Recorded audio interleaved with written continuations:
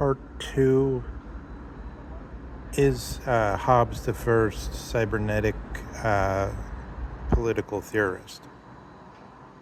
So we were looking at one issue is that from Euclid, Hobbes found sort of this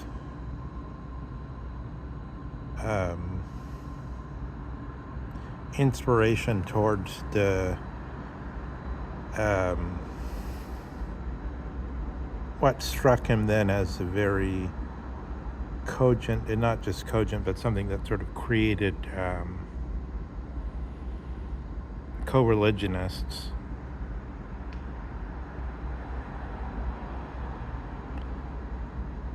The use of the school teacher who merely uses the ruler, slapping the hands, as was done in former times, and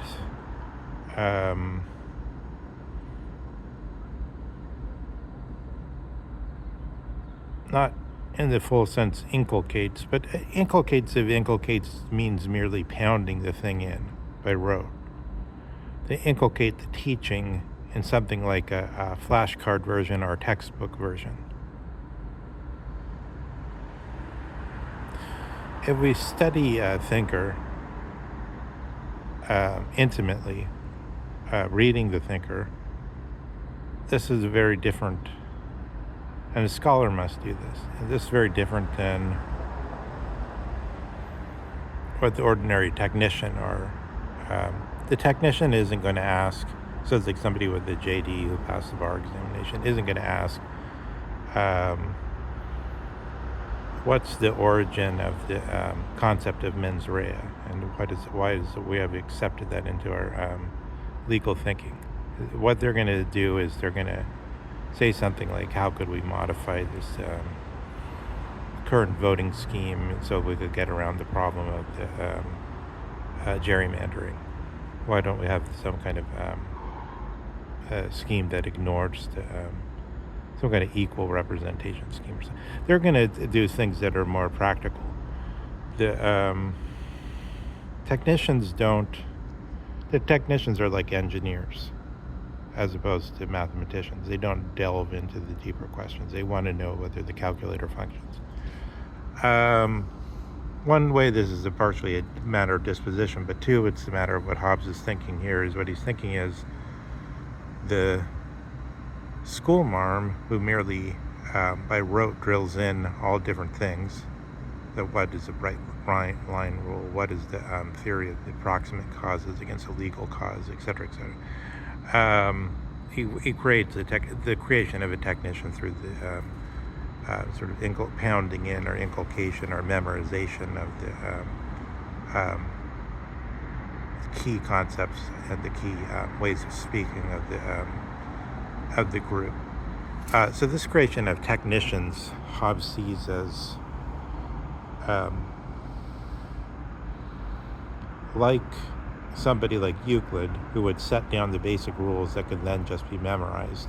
And unlike somebody who would be a scholar and then would just come in and say, but how is it that it's come to pass that we have, as we did, we have this, we don't have a strict liability system as did the system that comes out of the Babylonian exile, is named in the biblical text, Hammurabi's code, or some code previous. There were codes previous to that. But what makes the Plato's relative Solon, who's working with Draco's code about 600 BC in the time of the Pisistrati, what makes that the origin of our Western legal system? Why does it have this something that in a transferred way becomes mens rea and then fits on the form of philosophic discourse?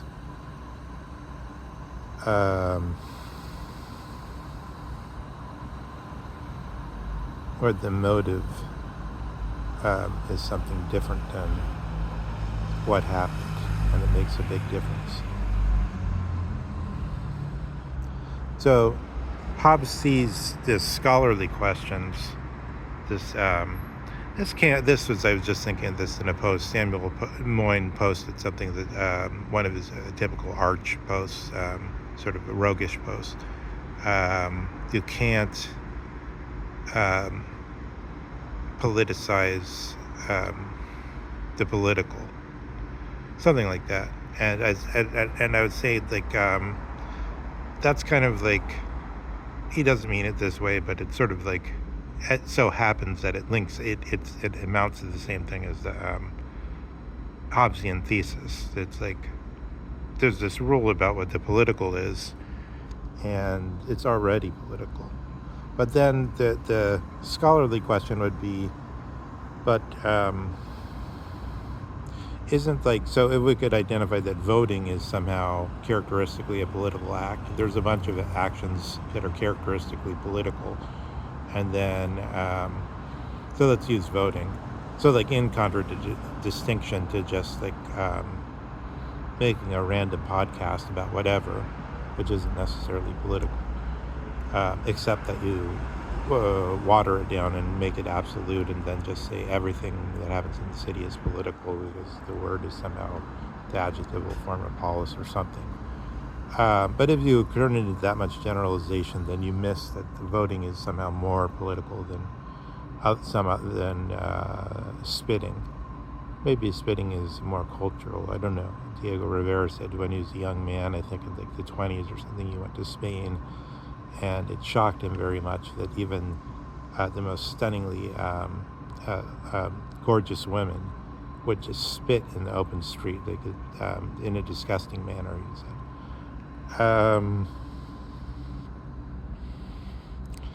Yeah, is that a political matter? It could be politicized, but then one says the political itself can't be politicized, like it already is. But if the political has these atoms, such as voting, or even voting seems even like shouldn't be called an atom, it's like a big structure somehow.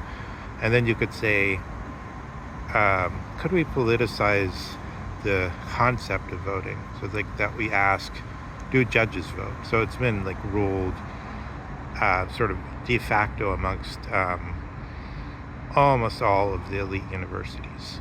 Almost all of the elite universities have taken on the language of judges vote. So it's like, in some sense, judges vote because there's 3 judge panels and en banc panels in the Supreme Court itself. You have to count out, like the 2 judges go one way or whatever, one the other, and then you count out. So in some sense, there's just like bald voting, like putting down your disc that says yay or nay, simpliciter. But then there's this notion that tacit in the whole, 23 centuries, 24 centuries that this has gone in practice. There was, at least up until a century ago, there was sort of this,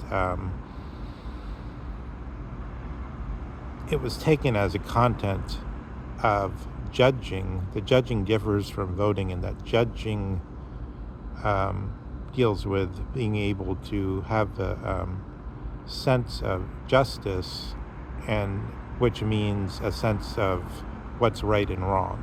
So judging has to do with having a sense of what's right and wrong. And so, like, for instance, John Austin, the old, not the more recent linguist, but the old English jurist, praised Locke as having, I can't remember the adjective, but it's something like a singular, puissant, this is, I'm paraphrasing somehow, power of exact thinking and of just thinking. So it's like, you go back just as far as John Austin, they thought just thinking was something objective, something that has, and some people were good at just thinking, and some people weren't good at it. And John Locke was one of the ones that had a sound sense of this just thinking, which corresponds to judging, the characteristic action of a judge. But if judges don't actually judge, because we don't agree that anyone has a sound sense of what's good or bad, or what's just or unjust, then judges vote. Judges cease to judge. I can't help but remembering something Leo Strauss said about Immanuel Kant, and it's actually in this connection as putting the nous, or in its transformed figuration, Vernunft. I mean, that's the center of the all the sweetness in the Kantian system comes from seeing that Vernunft is put in the place of nous, and that we're then able to question nous. That's the whole beauty of the Kant system. And so we find here Strauss is saying what Kant ended up by showing is that the judge had to judge the judge, but the judge turned out not to be a wise judge. So it's like nous turned out not to be this most perfect thing that Aristotle thought it was, the pure theoretician. But it turns out that pure theory can also be taken up as sort of in the immediacy of whatever phenomenology is supposed to be looking at, rather than in this prefigured sense of the pure onlooking, the nous on analogy with the standing and calmly staring at something. But instead looking at something like the Pythagorean theorem and its proofs. But so Hobbes seems to see this, and therefore this most dangerous thing, as Nietzsche understands it. Nietzsche says the Athenians made this imbecile mistake of allowing Socrates, who was a pure theoretician, to suddenly come to power in actual political life, and this is the most dangerous thing in a way that could happen to a people. So, the origin of the Western notion of science. So Hobbes kind of sees this, and he's like, Nietzsche's right. So I mean, I'm speaking in reverse causality here. Nietzsche didn't come along till almost 300 years after Hobbes. But is Hobbes cybernetic? But here's how he's using this. He's saying, here's my theory. My theory is there's this, life is like, when we think of how strange the notion of inertia is, we can also think how strange it is that human beings think of themselves as resting. And then in place, he puts in this theory, all of political existence is this restless movement of sort of inertial movement of power after power, which is like potentials after potential. So there's this potential for Socrates to take over the Athenians, for his thoughts, not Socrates himself, but for his teaching to take over the Athenians. The teaching does take over the Athenians. His teaching is that the teaching is superior to the thing they're already in the midst of, and that the one should orient oneself towards the teaching. And then this teaching becomes part of the things that the schoolmarmish people, with the rulers, and they beat the children when they're sort of hardly exist, don't really exist. They just, up to a certain age, children in a way they don't really exist. They have certain characteristics already, but they're almost,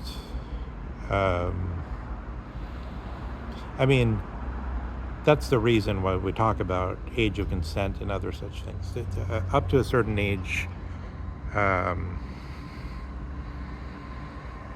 like learning to letters, learning to read and write. This is done at an age where most children they're capable of total docility. If they weren't, there couldn't be any teaching of this, even simple subjects. How to make the alphabet in lowercase, uppercase letters. it's due to a certain docility, which is sort of due to almost not yet being fully human. But this not yet being fully human isn't there supposed to be a cybernetic system, which could be totally turned into a problem of the form of the institution. So all analysis today in the universities is based on the theory that the institutional critique is the most important thing, and this is the basic Hobbesian notion of the racetrack, putting the notion of the track on which this perpetual restless motion of power after power, which comprises the human being, which is always has appetites that always reinitiate, could be put on a track.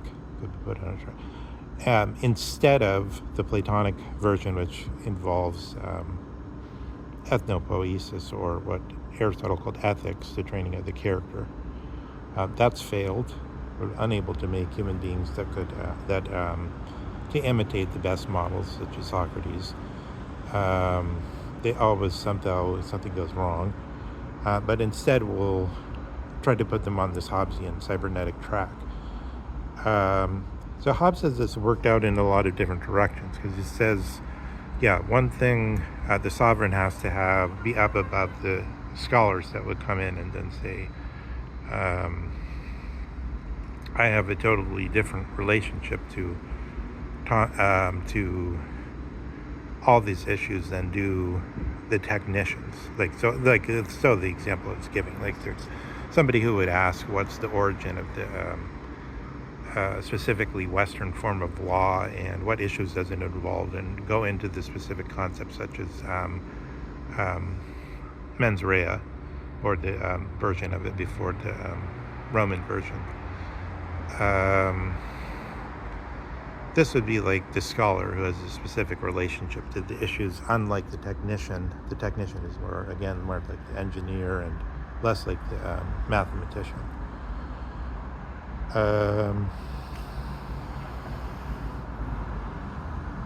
So I think, the thesis that Hobbes is cybernetic becomes intelligible. It's brought out in Strauss, I think, to some extent, but he doesn't say it directly, and he doesn't link it directly to cybernetics. But I think we see it again in that, Hobbes's personal student, William Petty, produced something he called political arithmetic. So that was the first version of what Adam Smith did, which was the political economy. So the point of calling it political economy, whatever else that means, is also that it's now become a theoretical science. It's become one of the it ceased to be, as Aristotle understood economics, as a matter chiefly of observation, or practical and involving practical training that somebody could become expert on, and that would be that.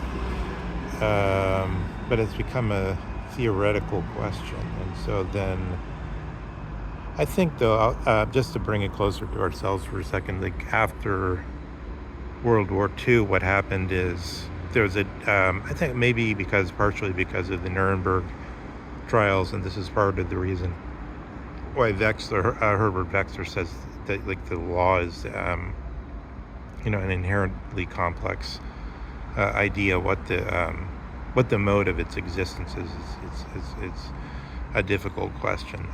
These questions were asked by the people that were involved in the Nuremberg trial, and then Frank Knight, having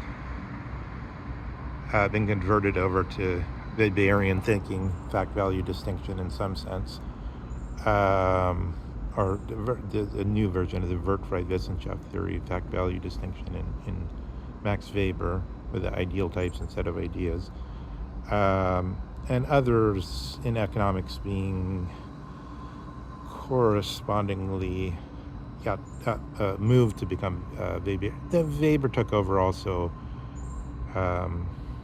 in political philosophy, which became correspondingly political science. Can't remember the name of the guy that was then like the most important social scientist in Leo Strauss's time. Is no longer sort of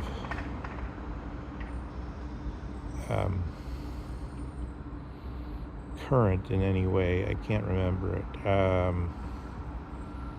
The guy that did some early stuff on also asking about if robots would eventually become, already in the 50s and so on, there's people who are asking this question if robots would demand human rights or something like that, or this kind of thing.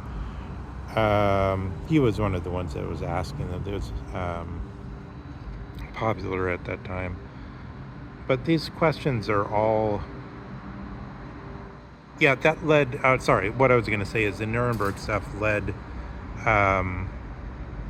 to the demand that economists should quantify in some way what counts as improvement, what counts as generally. I mean, see, that's the problem with value-free science, is if you want to improve, and if it's part of the basics of economics to know what improvement means. I mean, for instance, to give a boring but easily intelligible example, whether improvement in the economy implies some kind of equality of the distribution of the improvements, because it's like you could have vast improvements in gross domestic production, but the gains only going to 15 or 17 families, but it'd still be vast improvements. And then you still could say, America's gross domestic product is increased by up to this figure or whatever, but you wouldn't have any reference to how it was distributed. So then the questions like that were raised in economics after World War II especially.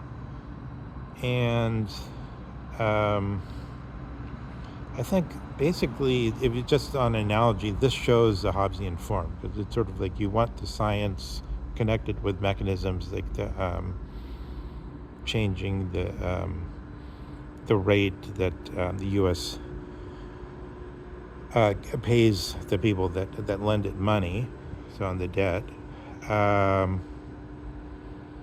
I always mention this, but it's worth mentioning because it's not universally known. It's not even maybe generally known that I think actually this is the issue of one of these simple Dossmann things, like a Dossmann signal went out and it kept saying, the Chinese hold a lot of money on the debt, on a lot of U.S. debt. The Chinese hold a lot of our debt that's so, that's $30 trillion or whatever.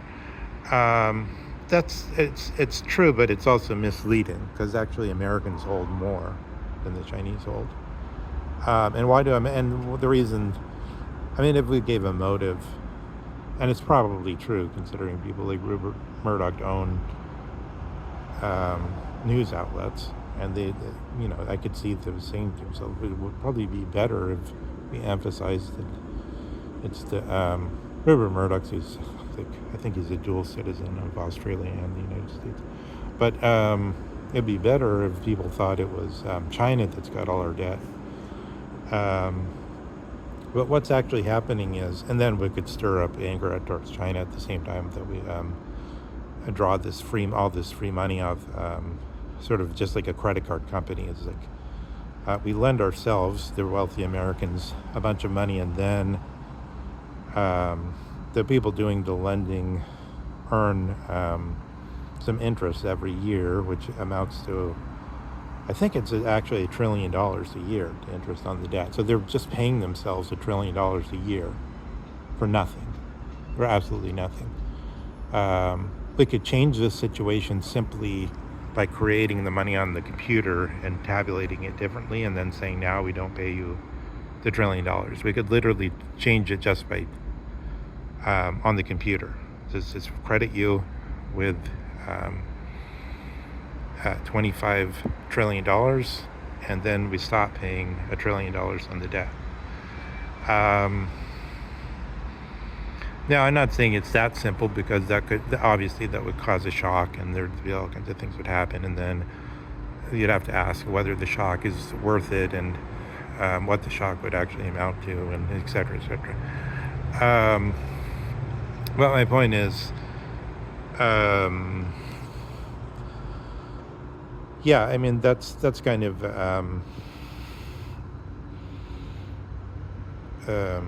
I mean, it's extraordinary. I don't know. It's you can't even say what that. I mean, people are just paying themselves artificially $1 trillion a year off, and the American tax intake, I think, is about $5 trillion a year.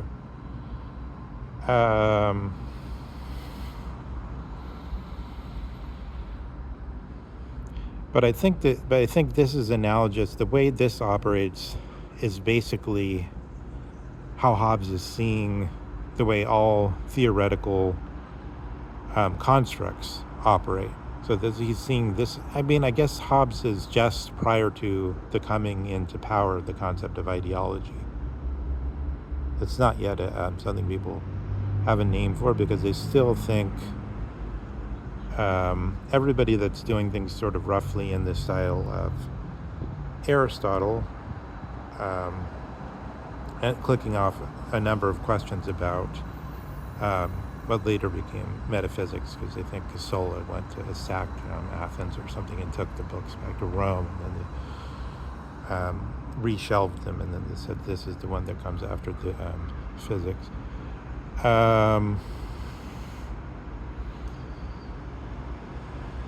But what we were just saying, it could also be called first philosophy or theology. You do things that way, and then Descartes comes along, and then there's this new question arises, which is metaphysics understood as the question of dusting on sich or the real, or reality, which is to say, in the specific sense of two tables problem, Eddington, or of something like both Galileo and Locke asked this question of primary and secondary qualities. Things look a certain way to us because we have a certain structure of our eyes. We have maybe 3 cones rather than 4. If we had 4, the colors would look more radical. If we were, colorblind, things would look differently. Seen black and white movies like the Fukuyama's favorite movie, the bitter tea of General Yang, and so on. But I don't know that that's his favorite movie, but he is partial to Frank Capra by his own admission. We would get a situation where this hyper-awareness of the way these constructs can be used leads into sort of a toppling. And okay, so let's just end it with that, with this sort of the records coming in, and there's some Nietzschean energy here, and wherever there's Nietzsche, I think Heidegger isn't that far away. And so far as we're seeing Hobbes here, Hobbes is one that sort of was an opportunist at the moment before the notion of ideology even existed. So you still think of this institutional arrangements as something, I'm exploiting this sort of, you're exploiting the, got this moment of the, as Spengler called it, the Untergang, how does it say, der Untergang des Abendlands. So this downgoing or setting, like setting of the sun, of the evening land, out of which, much later after Hobbes, we get Spengler, and Spengler knows that he's part of this Faustian breakdown and decline, which Dugan is the main diagnoser of today, or the most serious and thorough decomposer of. in his Westernology. But Dugin does it in a different way than Spengler. Spengler's philosophy is self-consciously done as someone who belongs to the Faustian decline, the Faustian setting, the Untergang. He knows that his philosophy is a philosophy of decline, and part of it's Engels had already said that before Spengler. This notion of the ascending and declining branch of history. That's one of the characteristic unclarities in this Marxian theory. The Marxian theory also, we could say, that's the clear case of something linked to Descartes, something linked to the new notion of metaphysics as, on the one side, there's a reality, and that's the side Marx is on. He thinks the reality comes a little bit first, and then on the other side, there's the ideal. He thinks the ideal is somehow based on the real cybernetic situation.